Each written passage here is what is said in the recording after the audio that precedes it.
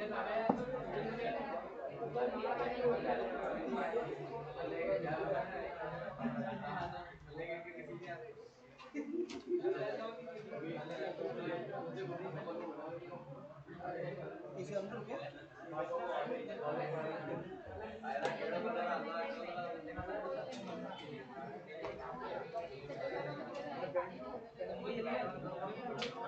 हुआ?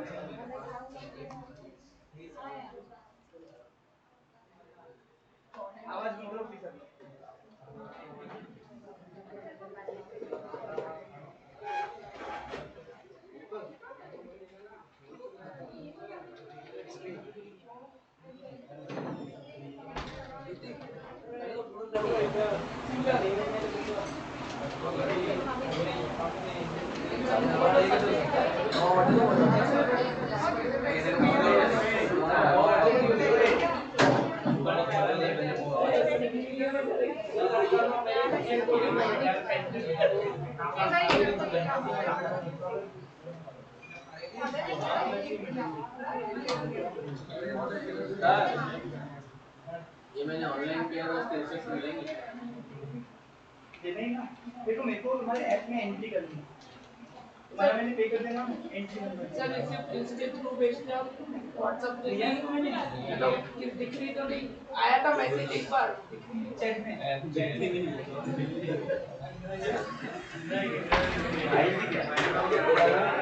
भाई सब बदल दिए भाई।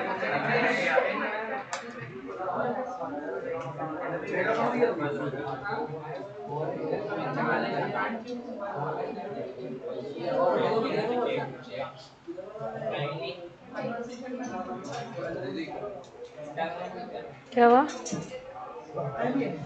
Good morning students.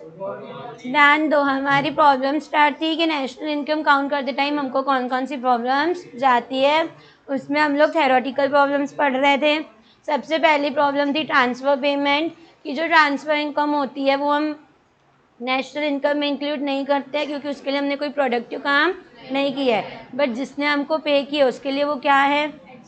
एक्सपेंस है। तो इसलिए प्रॉब्लम आ जाती है कि उसको कंसिडर करना है कि नहीं करना है। फिर दूसरी प्रॉब्लम थी अनपेड सर्विसेज, ऐसी सर्विसेज जिसके लिए हम लोग पे नहीं करते हैं, बट एक्चुअली देखा जाए तो वहाँ पे भी कुछ प्रोडक्टिव वर्क हो रहा है। जैसे मैं मेरे घर में किसी को पढ़ा रही हूँ तो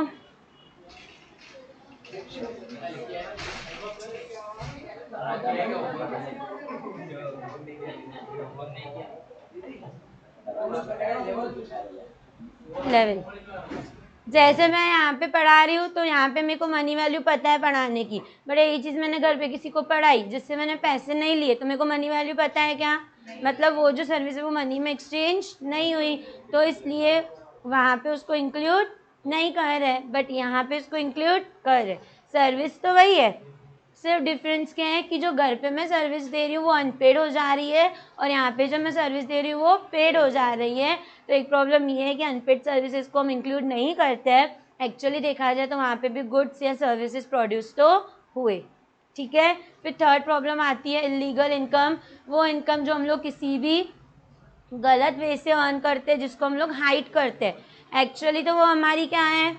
इनकम है, बट हम लोगों ने क्या किया? उसको हाइड किया, तो वो इनकम हमारी नेशनल इनकम में काउंट हुई क्या? नहीं। फिर नेक्स्ट प्रॉब्लम आती है वैल्यूएशन ऑफ गवर्नमेंट सर्विसेज। देखो, गवर्नमेंट बहुत सारी सर्विसेज हमको प्रोवाइड करती है, बट वो सर्विसेज की एग्जैक्ट वैल्यू हम लोगों को भी पता नहीं रहती है। एग्जाम्पल, अभी गवर्नमेंट ने हम लोगों को कोरोना के लिए vaccine free of cost provide की। वही वैक्सीन आप किसी प्राइवेट हॉस्पिटल वगैरह से लगवाओगे तो आपको पे करना पड़ रहा था, बट गवर्नमेंट ने क्या किया? हमको फ्री ऑफ कॉस्ट प्रोवाइड किया। कुछ भी प्रॉब्लम होती है तो गवर्नमेंट कुछ स्टेप्स उठाती है, या डिफेंस बोलो, लॉ बोलो, उस पर भी गवर्नमेंट क्या करती है? बहुत सारा खर्चा करती है। तो वो जो खर्चा गवर्नमेंट करती है उसकी एग्जैक्ट मनी वैल्यू पता नहीं रहती है। इसलिए जो गवर्नमेंट की सर्विसेज या गवर्नमेंट जो भी खर्चा कर रही है उसका एक्चुअल वैल्यू किसी को भी पता नहीं होता है। जितना गवर्नमेंट बताएगी हमको उतना ही कंसिडर करना पड़ेगा। तो इसलिए जब भी हम लोग नेशनल इनकम काउंट करते हैं उस टाइम पे हमको एग्जैक्ट वैल्यूज़ मिल पाती नहीं है। क्यों नहीं मिल पा रही है? क्योंकि जो गवर्नमेंट की सर्विसेज होती है उनकी एग्जैक्ट वैल्यू हम लोगों को पता नहीं होती है, और बहुत चीज़ों की वैल्यू गवर्नमेंट बताती भी नहीं है। समझ में आया? जैसे गवर्नमेंट रेलवेज बनवाती है, ब्रिजेस बनवाती है, हमारे डिफेंस पे, बॉर्डर वगैरह पे सोल्जर्स को इतना सारा प्रोवाइड करती है, रिसर्च के लिए पैसा देती है गवर्नमेंट। तो ये जितनी भी चीज़ें हैं इनकी एग्जैक्ट वैल्यू हम लोगों को पता नहीं होती है। इसलिए जब हम लोग नेशनल इनकम काउंट करते हैं तो एग्जैक्ट एक एक्यूरेट जो फिगर बोलते हैं हम लोग वो पता नहीं रहता है। समझ में आया? क्लियर है कि गवर्नमेंट सर्विसेज प्रॉब्लम में क्यों आ गई? क्योंकि जो गवर्नमेंट की सर्विसेज होती है उनकी एग्जैक्ट वैल्यू हमको पता नहीं होती है। अब आप लोग सोचोगे कि गवर्नमेंट बता भी तो सकती है, जो भी सर्वे करेगा कंडक्ट डिपार्टमेंट उसको तो गवर्नमेंट वैल्यू बता सकती है, बट बहुत बार गवर्नमेंट एग्जैक्ट वैल्यू बताती नहीं है। समझ में आया?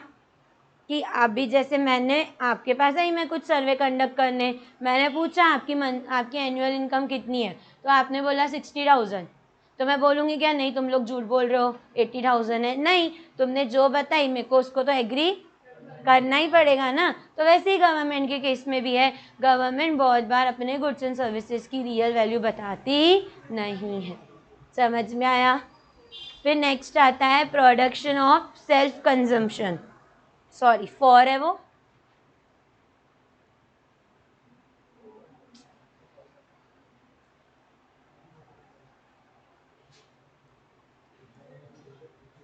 सेल्फ कंजम्पशन यानी क्या? खुद के लिए यूज़ करना।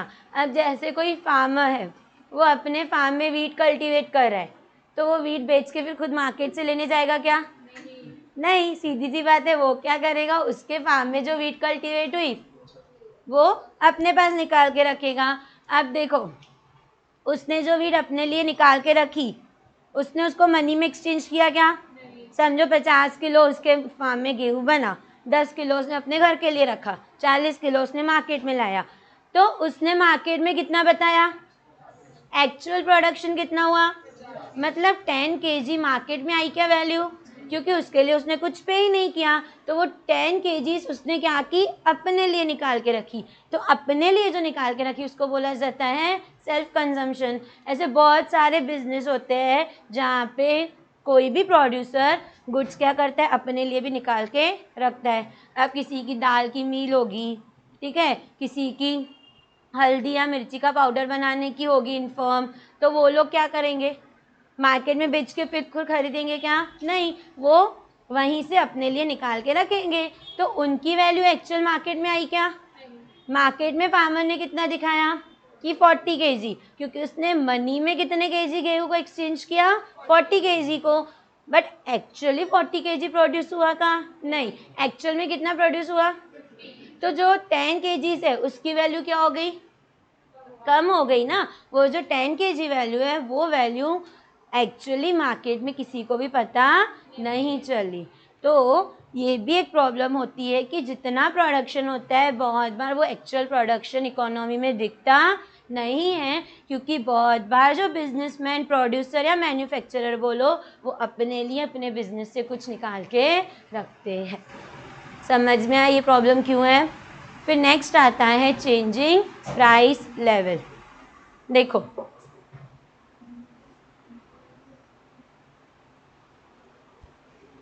अब समझो लास्ट ईयर, अगेन बेस और करंट ईयर आएगा। समझो 2020 में और ये 2021, ठीक है। 2020 में टोटल मान के चलो 50 केजी वीट प्रोड्यूस हुआ है इंडिया में। कितना हुआ है? 50 केजी। और 2020 में मान के चलो वीट का प्राइस वॉज 40 रुपीज़। कितना प्राइस था? मतलब टोटल कितनी नेशनल इनकम हुई मेरे कंट्री की? क्योंकि इतने का प्रोडक्शन हुआ ना। बट 2021 में भी समझो 50 किलो ही वीट प्रोड्यूस हुआ, बट वीट की प्राइस क्या हो गई? 50 रुपये हो गई। अब कितना प्रोडक्शन दिखा? अगर ये ऊपर के फिगर्स हटा दो, सिर्फ ये बेसिस पे आप देखो कि 2020 में 2000 का प्रोडक्शन हुआ और 2021 में 2500 का प्रोडक्शन हुआ, तो मुझे बता आप क्या समझोगे कि कंट्री की प्रोडक्शन क्या हुई है? बट एक्चुअली कंट्री की प्रोडक्शन बढ़ी है क्या? ये चेंज क्यों आया? क्योंकि हमारा जो प्राइस है वो क्या हो गया? चेंज हुआ। एक्चुअल प्रोडक्शन चेंज हुआ क्या? नहीं। तो बहुत बार क्या होता है, हमारी जो फिगर्स होती है वो ना हमको मिसलीड करती है। अगर आप सिर्फ 2000 और 2500 को ऑब्जर्व करोगे तो आप कंक्लूजन क्या दोगे कि बेस ईयर के कंपेयर में करंट ईयर में हमारी कंट्री का प्रोडक्शन क्या हुआ है? बढ़ गया। ठीक है, बट क्या ये सही है क्या? रिजल्ट जो आपने कंक्लूजन निकाला वो सही है क्या? नहीं। वो चेंज क्यों है? Because of change in the price level. तो जब भी प्राइस लेवल चेंज होता है उसकी वजह से हमारा जो प्रोडक्शन है उसका वैल्यू क्या होता है? चेंज होता है, और वो हमको एक राइट फिगर देता नहीं है। दूसरा एग्जाम्पल समझो, यही 2021 में मैंने 60 kg वीट बनाया, बट वीट का प्राइस कम हो गया और वो 30 रुपीज़ हो गया। मतलब कितने का प्रोडक्शन हुआ? 1800। आप क्या कंक्लूजन निकालोगे? 2020 के कंपेयर में 2021 में प्रोडक्शन क्या हुआ है? बट एक्चुअली प्रोडक्शन कम हुआ क्या? ये तो प्राइस लेवल था जो क्या हुआ? चेंज हुआ। समझ में आ रहा है आपको? तो जब प्राइस लेवल चेंज होता है तो उसकी वजह से जो हमारी फिगर्स होती है वो गलत भी आ सकती है। ठीक है, अब देखो ये प्रॉब्लम को सॉल्व करने के लिए क्या किया जाता है? जो मैंने 2021 मान के चलो, 2018 मेरा बेस ईयर है, 2018 क्या है मेरा? एक्चुअली 2012 ही है इसका भी बेस ईयर। अब ये था मेरा बेस ईयर और ये है मेरा करंट ईयर। ठीक है, कितना वीट प्रोड्यूस हुआ? 50 kg। करंटली प्राइस कितनी है? 50 रुपये पर kg। यानी कितना प्रोडक्शन हुआ? 2500। ये जो जीडीपी निकला ना मेरा, जीडीपी का मतलब ही क्या था कि एक साल में कितने गुड्स एंड सर्विसेज प्रोड्यूस हुए।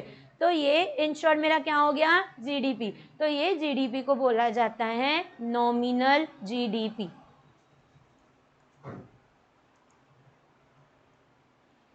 क्या बोलते हैं इसको? Nominal GDP. समझ में आया? अब देखो दूसरा एक तरीका होता है, समझो 2018 क्या है मेरा? बेस ईयर, और 2018 में समझो वीट का प्राइस था 30 रुपीज़। तो एक तरीका होता है आप बेस ईयर की प्राइस लेके निकालो। प्रोडक्शन कितना हुआ 2021 में? 50 kg का। बेस ईयर में वीट का प्राइस कितना था? 30। समझ में आया? अब देखो मान के चलो 2018 में 60 किलो का वीट बना था। कितना बना था? और प्राइस कितनी थी? यानी टोटल जीडीपी कितना? ठीक है, अब मुझे बताओ, मेरे को अगर 2018 से 2021 को कंपेयर करना है तो एक्चुअल रिजल्ट पहला वाला एग्जाम्पल देगा कि दूसरा वाला? रिपीट। 2018 इसमें बेस ईयर, मतलब मेरे को 2018 से कंपेयर करना है। ठीक है, 2018 में कितना वीट बना? 60 kg। ठीक है, प्राइस कितनी थी पर केजी वीट की? 30 रुपये। 1 किलो गेहूँ 30 रुपये का बना, कितना? 60 किलो। यानी टोटल कितने रुपीज़ का प्रोडक्शन हुआ? 1800 रुपये का। फिर आ जाओ 2021 में, मैंने 2021 में देखा कि कितना वीट बना? 50, और मार्केट वैल्यू कितनी थी? तो कितना हुआ? 2500। अब अगर मैं 2018 से 2021 को कंपेयर कर रही हूँ तो मैं देख रही हूँ कि मेरा जीडीपी बढ़ा है, बट क्या ये एक्यूरेट है क्या? नहीं। फिर मैंने क्या किया, जितना वीट बना है उस क्वांटिटी को मैंने सेम रखा और मैंने प्राइस क्या कर ली? बेस ईयर की ले ली। बेस ईयर में कितनी प्राइस थी? उससे मल्टीप्लाई किया तो कितना आया? 1500। ये जो 1500 आया ना, इसको बोला जाता है रियल जीडीपी। क्या बोलते हैं इसको? समझा? रियल क्यों? क्योंकि ये मुझे बेस ईयर के कंपेयर में एक्यूरेट रिजल्ट प्रोवाइड कर रहा है। समझ में आया? अब आप देखो 2021 में रियल जीडीपी कितना आया? 1500, और 2018 में जीडीपी कितना था? 1800। अब मुझे बताओ 2021 में प्रोडक्शन बढ़ा कि कम हुआ? 2021 में 2018 के कंपेयर में प्रोडक्शन बढ़ा कि कम हुआ? कम हुआ। ये मुझे कब पता चला? जब मैंने रियल जीडीपी निकाला। तो दो तरह से जीडीपी निकलता है, नॉमिनल और रियल। डिफरेंस क्या है? नॉमिनल जो कैलकुलेट होता है वो करंट ईयर प्राइसेस पे होता है, और जो रियल होता है वो बेस ईयर प्राइस पे होता है। समझ में आया? क्लियर है? सारी प्रॉब्लम्स क्लियर है? पक्का? कौन कौन सी प्रॉब्लम्स देखी? सबसे पहले देखी हमने ट्रांसफर पेमेंट, ठीक है। ट्रांसफर इनकम यानी वो इनकम होती है जिसके लिए हम कोई भी प्रोडक्टिव काम, वो यूनिलैटरल होती है यानी वन साइडेड होती है इनकम।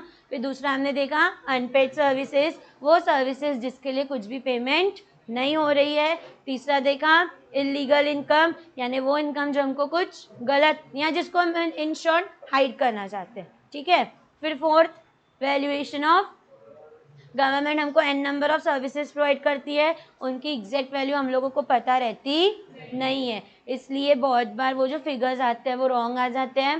फिर प्रोडक्शन फॉर सेल्फ कंजम्पशन, बहुत बार प्रोड्यूसर क्या करता है, जो भी प्रोड्यूस करता है वो अपने लिए भी निकाल के रखता है, जो कि मार्केट में आ पाता नहीं है, और हमारा नेशनल इनकम का जो कैलकुलेशन है वो क्या हो जाता है, कम हो जाता है, ठीक है। फिर आता है चेंजिंग प्राइस लेवल, प्राइस बदलती है, इसकी वजह से हमारी फिगर्स भी क्या हुई, चेंज हुई। अभी मैंने आपको बताया। क्लियर है? प्रॉब्लम है किसी को?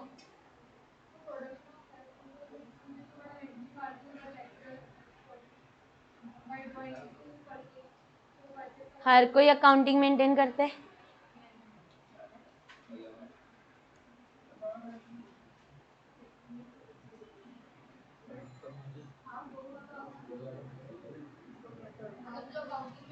उसका तो उसका पता चल जाएगा, ठीक है, बट बाकी होगा।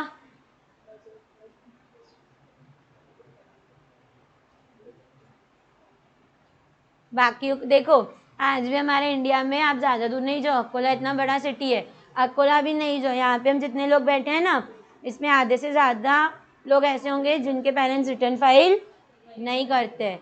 यहाँ 3 शॉप होगी तो एक ही शॉप का फाइल किया जाता होगा, ठीक है। तो फैक्ट है, वो हम उससे डिनाई नहीं कर सकते। और अगर आप फिगर्स दिखाओगे भी तो आप फॉल्स फिगर दिखाते हो, कोई भी एक्यूरेट फिगर दिखाता नहीं है। समझ में आया? क्लियर है? नेक्स्ट देखनी है हमको प्रैक्टिकल डिफिकल्टीज। लास्ट क्वेश्चन है ये चैप्टर का।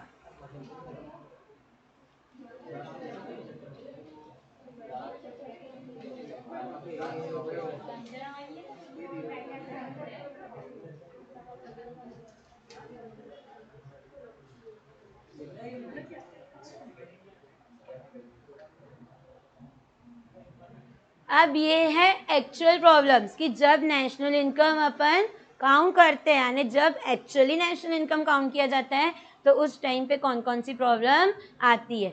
सबसे पहली प्रॉब्लम आती है problem of double counting.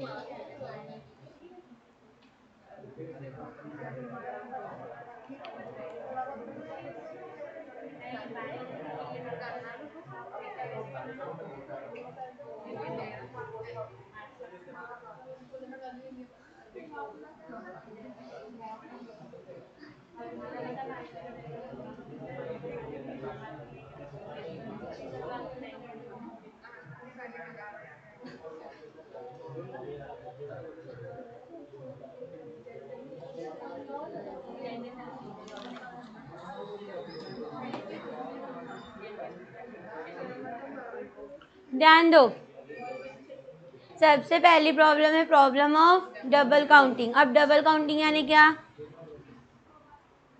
Repeat count हो जाना, 2 बार काउंट हो जाना। क्या होती होगी ये problem?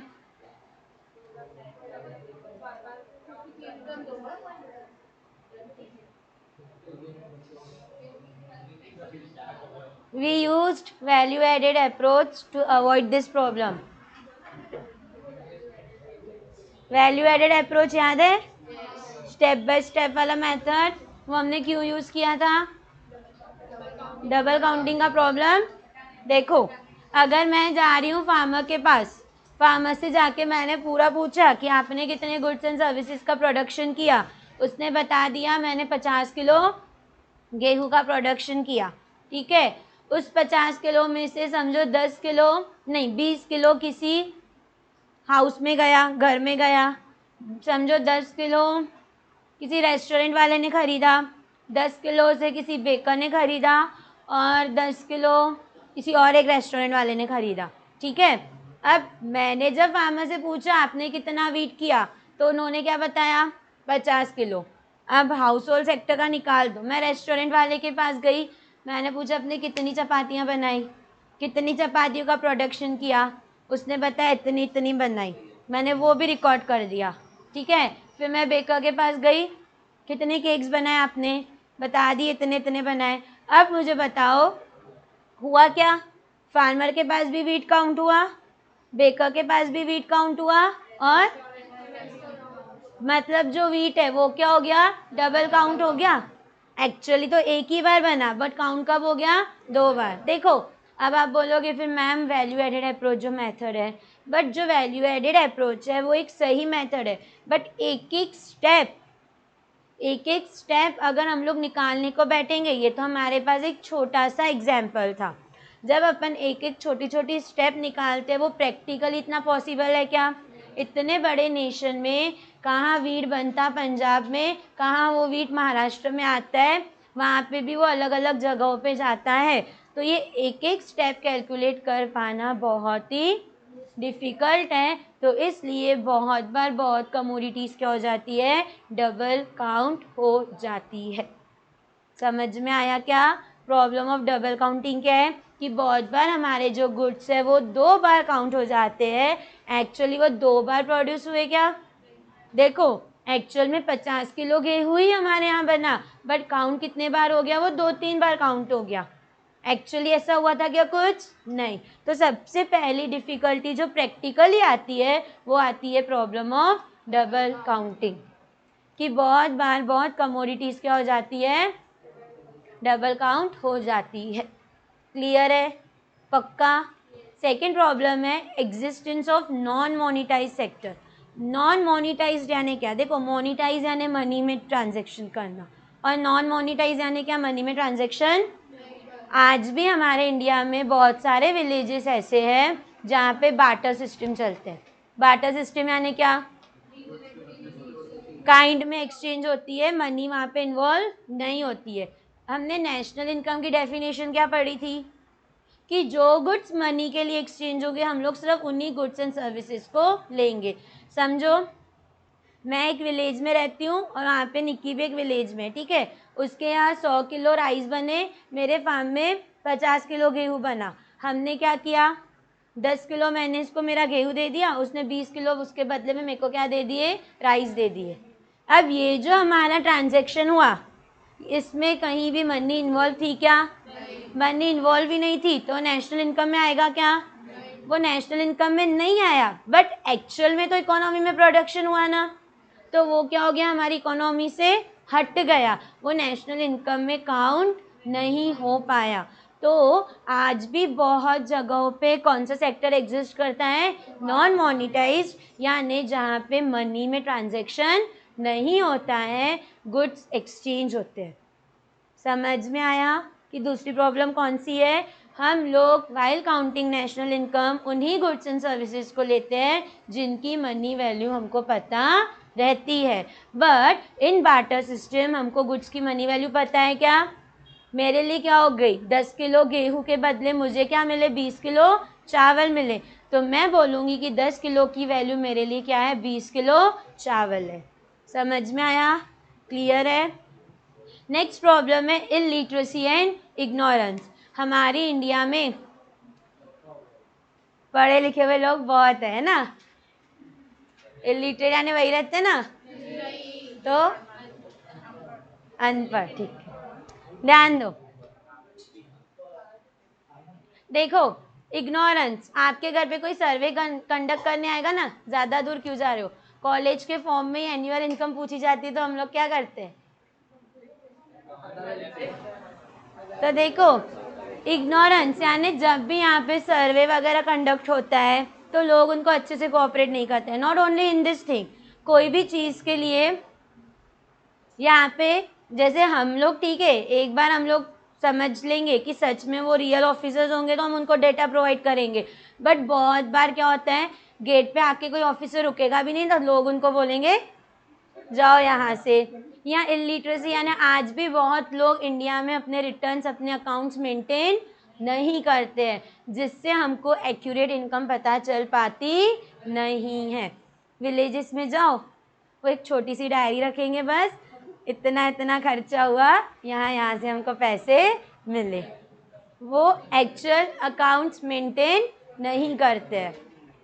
Not only villages, city में भी ऐसा ही होता है। तो इलिटरेसी एंड इग्नोरेंस यानी कि लोगों को अवेयरनेस नहीं रहती है। लोग बोलते हैं हम रिटर्न क्यों भरे।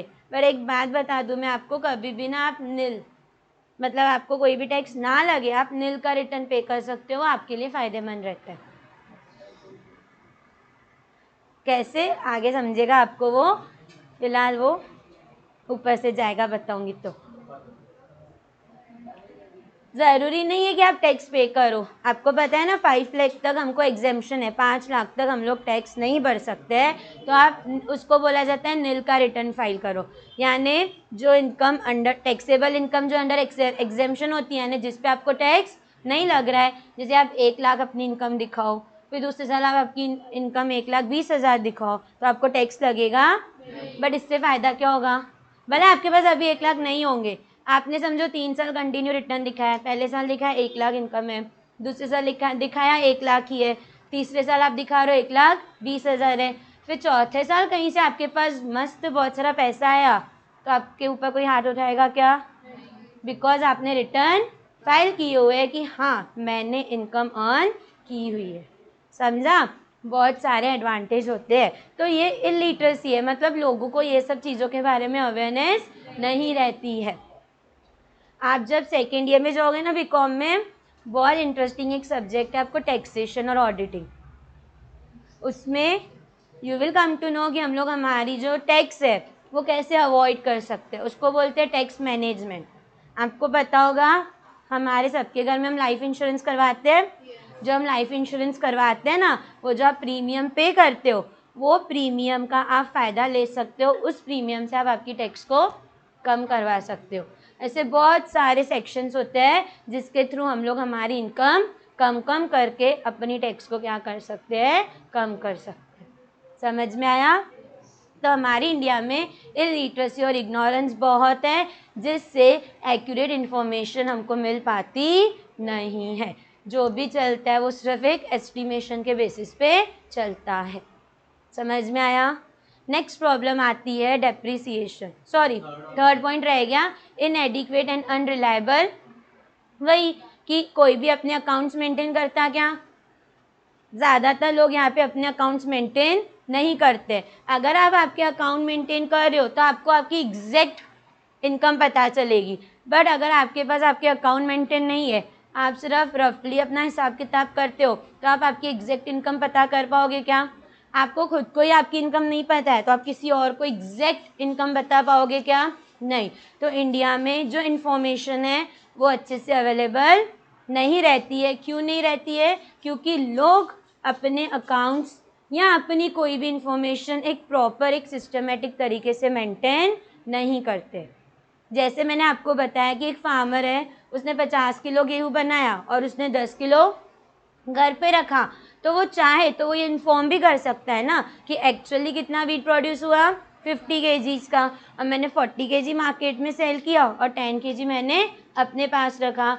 तो ये डाटा कहीं ना कहीं हम लोग किसी से शेयर नहीं करते हैं, तो इसलिए इन्फॉर्मेशन कैसी हो जाती है? इनएडिक्वेट यानी इनसफिशिएंट, और अनरिलायबल यानी सही डाटा अवेलेबल नहीं रहता है। समझ में आया? क्लियर है? नेक्स्ट पॉइंट आता है डेप्रिसिएशन। क्या होता है डेप्रिसिएशन? फिक्स्ड एसेट की वैल्यू कम होती है क्योंकि अपन उसको यूज़ कर रहे हैं। अब आपने जब 11th में सीखा था तो आपने 2 मेथड सीखी थी, फिक्स्ड एसेट और फिक्स्ड वैल्यू और रिड्यूसिंग बैलेंस मेथड। 2 मेथड्स होती है। तो देखो अब किसको याद है, नहीं याद है, ठीक है ध्यान दो। देखो डेप्रिसिएशन मेज़र करने के लिए तुमने 2 मेथड्स पढ़ी, ऐसे 3-4 होती है, ठीक है। तो अब इंडिया में ना ऐसा कोई रूल नहीं बना हुआ है कि हर किसी को यही मेथड यूज़ करनी पड़ेगी। तो हर कोई बिजनेसमैन क्या करता है, अपने हिसाब से अपनी मेथड यूज़ करा है। कोई यूनिफॉर्म मेथड है क्या? कोई सिमिलर मेथड है क्या? नहीं। तो उससे वैल्यूज़ क्या होती है? देखो एक एग्जांपल देती हूँ। समझो मेरे पास 50,000 की मशीन है, उस पर मैं 10% डेप्रिसिएशन ले रही हूँ फिक्स्ड वाली मेथड से। तो एवरी ईयर समझो, ठीक है, फिर 5,000 होगा तो कितनी वैल्यू बचेगी? सॉरी, ठीक है।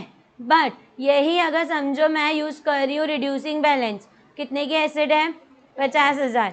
पहले साल पे तो बचा कितना? 45,000। फिर नेक्स्ट ईयर कितना लगेगा? 4,500। ये जो बैलेंस बचा इस पे डेप्रिसिएशन चार्ज करूँगी, तो वैल्यू कितनी आई? 4,500। ये मेथड से वैल्यू कितनी आई? इधर डेप्रिसिएशन का अमाउंट कितना था? 4,500। इधर डेप्रिसिएशन का अमाउंट कितना था? हो गया अलग अलग। तो यहाँ पे कोई एक यूनिफॉर्म मेथड फिक्स नहीं है, तो ये वैल्यूज़ क्या आती है सबकी अलग अलग। अब हमने देखा था ना, जीडीपी से जीएनपी तक आने के लिए हमको क्या जीडीपी से एनडीपी तक आने के लिए हमको क्या माइनस करना पड़ता है? ठीक है। तो वो जो डेप्रिसिएशन हम रिड्यूस कर रहे हैं, डिडक्ट कर रहे हैं, वो हर किसी का रेट अपना है। रेट अलग नहीं रहता है, मेथड कैसी होती है? सबकी अपनी रहती है। तो जिससे अगेन क्या हो रही है, कोई फिक्स से कर रहा है, कोई रिड्यूसिंग से कर रहा है। जो फिक्स से कर रहा है उसकी एसेट की वैल्यू कम हो जा रही है, जो रिड्यूसिंग से कर रहा है उसकी एसेट की वैल्यू उतनी कम हो रही है क्या? नहीं। तो ये प्रॉब्लम है कि यहाँ पे डेप्रिसिएशन का कोई यूनिफॉर्म रेट नहीं है, जिससे हमारे फिगर्स एक्यूरेट नहीं आते हैं। समझ में आया? क्लियर है कि डेप्रिसिएशन एक प्रॉब्लम क्यों है? क्योंकि we don't have any uniform method for calculating depreciation. Next last point है कैपिटल गेन और लॉसेस। क्या होता है कैपिटल गेन?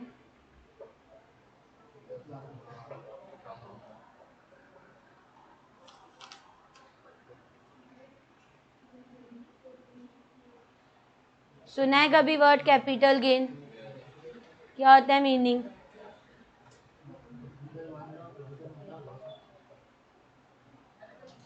अच्छा, गेन यानी लॉस यानी, ठीक है। अब उसके सामने एक वर्ड है कैपिटल गेन। कैपिटल गेन का मतलब होता है, बहुत से लोग होते हैं जिनका प्रॉपर्टीज का बिजनेस होता है, या आपने समझो कोई एक प्लॉट लेके रखा है, वो प्लॉट को आप बेच रहे हो, तो 2 चीज़ें हो सकती हैं, या तो फायदा हो सकता है या तो, ठीक है, नो प्रॉफिट नो लॉस भी हो सकता है, बट जनरली या तो फायदा होता है या तो लॉस। प्रॉफिट हुआ तो कैपिटल गेन बोला जाता है, लॉस हुआ तो कैपिटल। अब देखो एक एग्जाम्पल समझो, मेरा एक प्लॉट लिया हुआ था जो मैंने 10 लाख रुपए में खरीदा था, ठीक है। आज उस प्लॉट को मैं 15 लाख में बेच रही हूँ। कितना फ़ायदा हुआ मेरा? 5 लाख हुआ प्रॉफिट, इनकम है मेरे लिए वो, बट उसके लिए कुछ प्रोडक्टिव एक्टिविटी हुई क्या? तो समझा? मेरा प्लॉट था 10 लाख का लिया हुआ, मैंने वो प्लॉट को 15 लाख में बेच दिया, फायदा कितना हुआ? वो क्या हो गई मेरी? बट क्या वो इनकम के लिए कुछ प्रोडक्शन हुआ क्या इकोनॉमी में? कोई इकोनॉमी एक्टिविटी बढ़ी क्या? बट फिर भी तो वो मेरी इनकम है। But according to the national income की जो डेफिनेशन थी उसके हिसाब से जो गुड्स एंड सर्विसेज प्रोड्यूस हो रहे हैं उनकी वैल्यू लेनी चाहिए, बट यहाँ पे तो कुछ प्रोड्यूस हुआ ही नहीं, बट फिर भी तो वो मेरी इनकम है। तो प्रॉब्लम आती है उनको इंक्लूड करे कि नहीं करे। समझ में आया? नहीं। देखो, कैपिटल गेन का मतलब समझा कि जब भी हम लोग हमारी कोई एसेट बेचते हैं तो उस पर या तो प्रॉफिट होगा या तो लॉस होगा। अब आपका एक प्लॉट है जो आपने 10 लाख का लेके रखा है, आप उसको बेच रहे हो 15 लाख में, आपका क्या हुआ? प्रॉफिट। कितने? इनकम बोल सकती हूँ उसको मैं आपकी, ठीक है। अब इनकम है मतलब नेशनल इनकम में काउंट होनी चाहिए, बट नेशनल इनकम की डेफिनेशन क्या थी? हम उन्हीं गुड्स एंड सर्विसेज को लेंगे जो हमारी इकोनॉमी में प्रोड्यूस हुए। आपने तो यहाँ पे सिर्फ प्लॉट बेचा ना, कोई इकोनॉमिक एक्टिविटी हो रही क्या? यानी कुछ प्रोडक्शन हो रहा है क्या?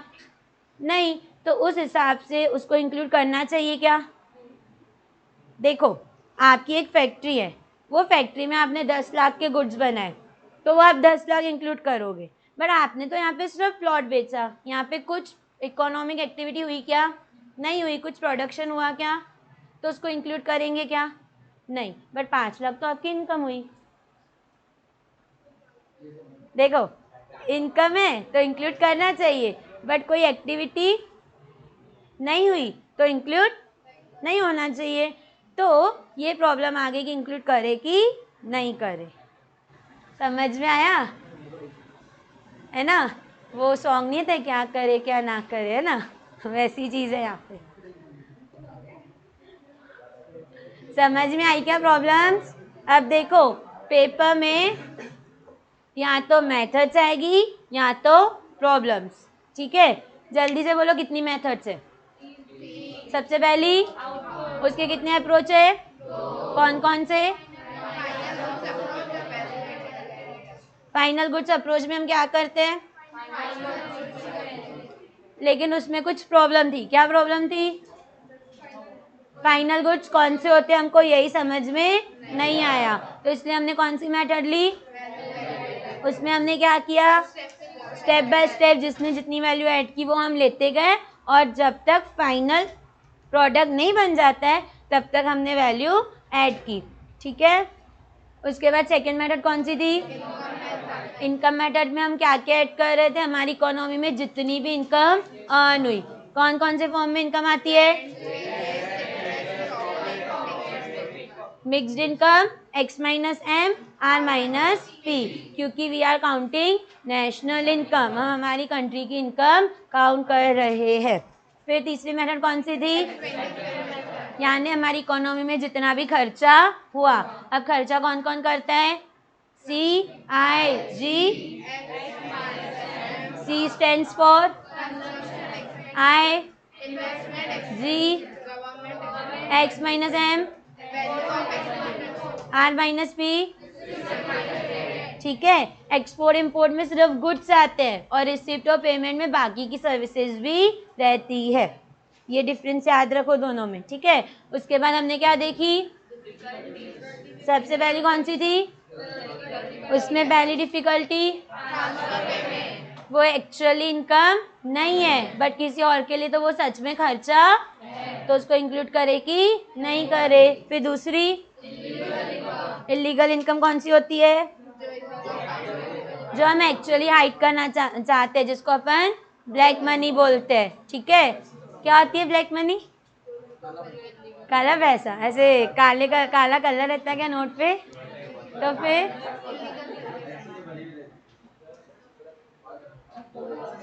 ब्लैक मनी ऐसी मनी होती है जिसपे हम लोग हमारी टैक्स छुपाते हैं, या तो हम लोगों ने उसको किसी गलत तरीके से अर्न की हुई रहती है। दोनों तरीकों से, या तो आप उस पर टैक्स नहीं पे करना चाहते हो, और दूसरा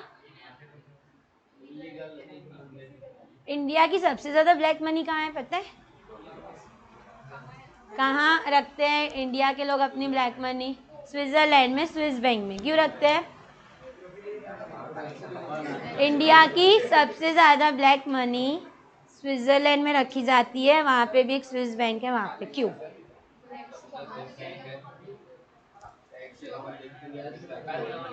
और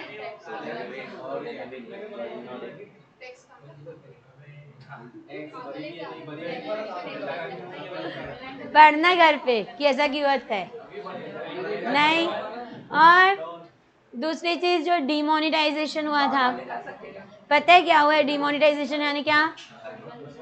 डिमोनेटाइजेशन का मतलब नहीं पता है? अब बताऊंगी ना, समझ जाओगे। नोटबंदी, अब समझा?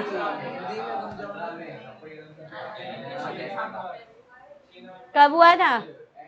8 नवंबर 17 की 16 शायद, 1 जुलाई 2017 को जीएसटी आया था, तो उसके 6 महीने पहले हुआ है, यानी 2017 में हुआ है। फिर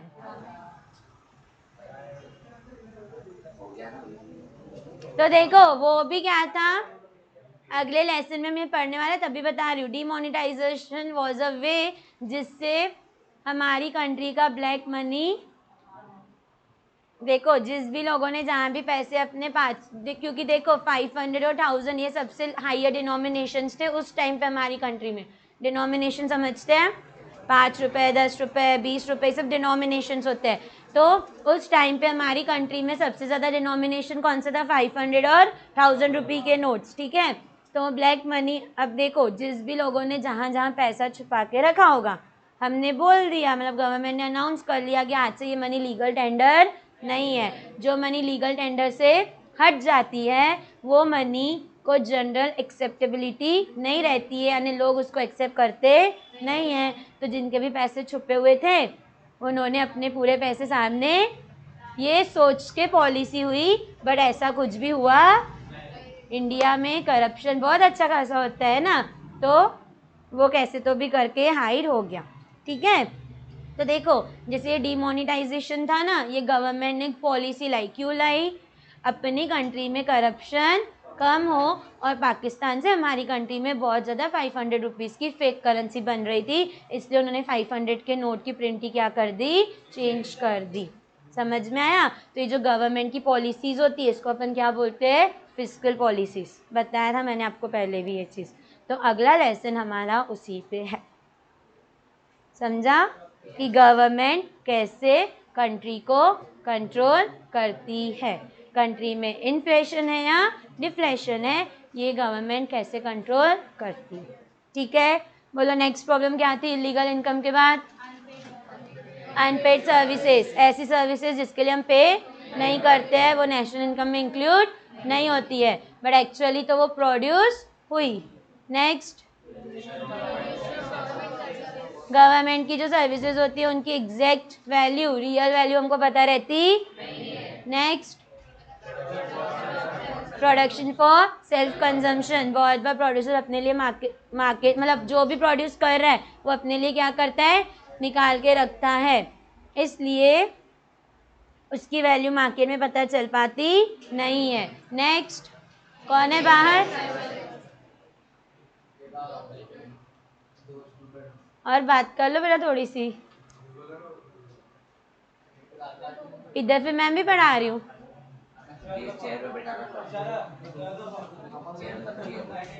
नेक्स्ट बोलो क्या है प्रॉब्लम? जब प्राइस लेवल चेंज होता है तो उससे जो जीडीपी था उसका वैल्यू भी क्या होता है? चेंज होता है, ठीक है। फिर आगे, लेकिन एक्चुअली वैल्यू चेंज हुई थी क्या? वो क्यों दिखी? सिर्फ प्राइस चेंज होने की वजह से। इसलिए we have two ways to calculate GDP, एक होता है रियल जीडीपी और एक होता है नॉमिनल। नॉमिनल जीडीपी यानी जिसको अपन करंट प्राइसेस पे लेते हैं, और रियल जिसको अपन बेस ईयर के प्राइस पे लेते हैं। फिर कौन सी प्रॉब्लम थी? हो गई प्रैक्टिकल। कौन सी है सबसे पहले प्रैक्टिकल?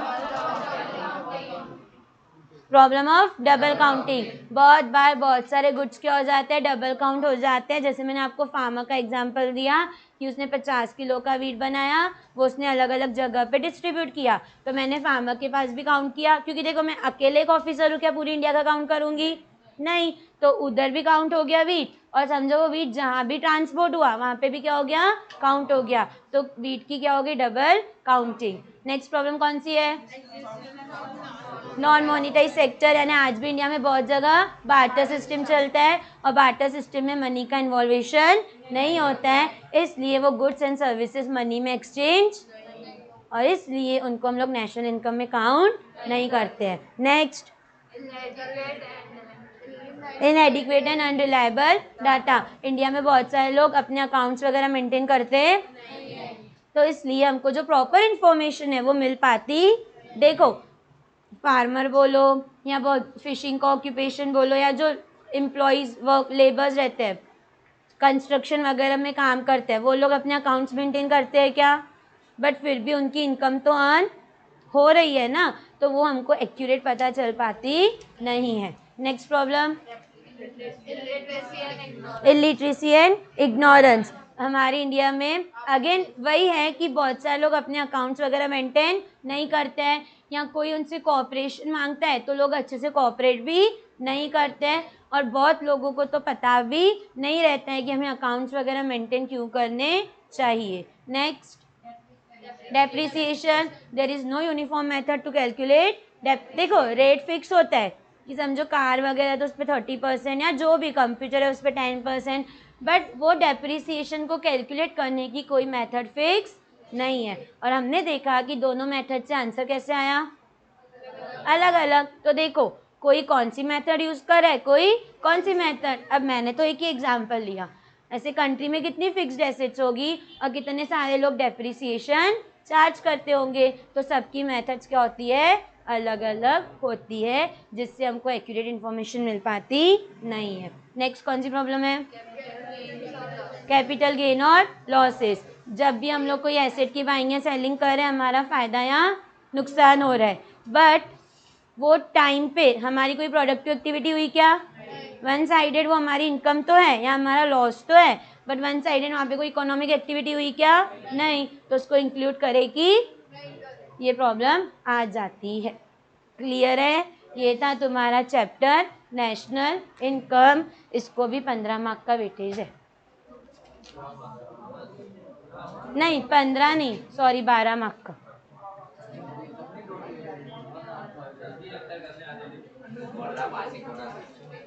पासिंग का बढ़ा दिया मैंने।